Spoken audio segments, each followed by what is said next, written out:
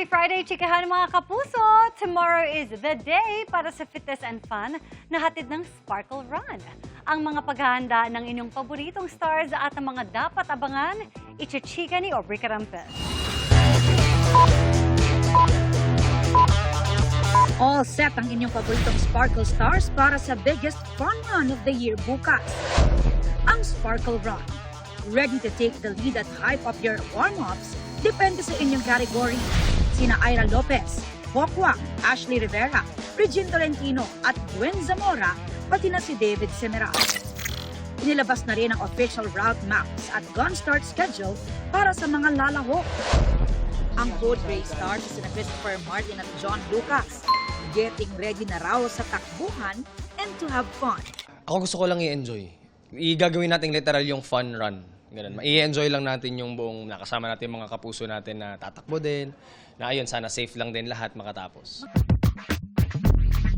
Na-inspire naman daw si John kay Christopher kaya sinimulan na rin daw ang running training. Bukod sa pagiging cyclist, excited na rin daw siyang makasama sa takbuhan ng kanilang fans and supporters.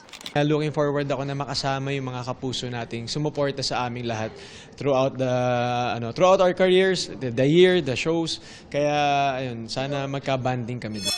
Dama na rin ang excitement ng ilang Sparkle artists na iminodelo ang singlet na kasama sa race kit.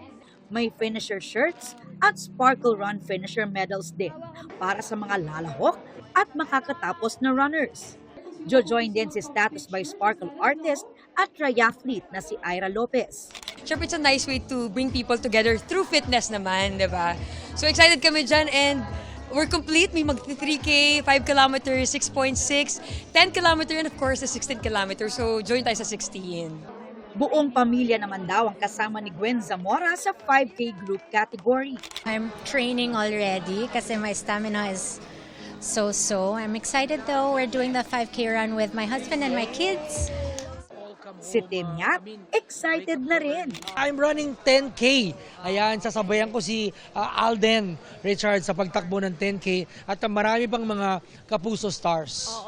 At para sa participants, pwedeng mapagod at pagpawisan. Pero hindi naman uuwing luhaan dahil makakatanggap ng loot bags.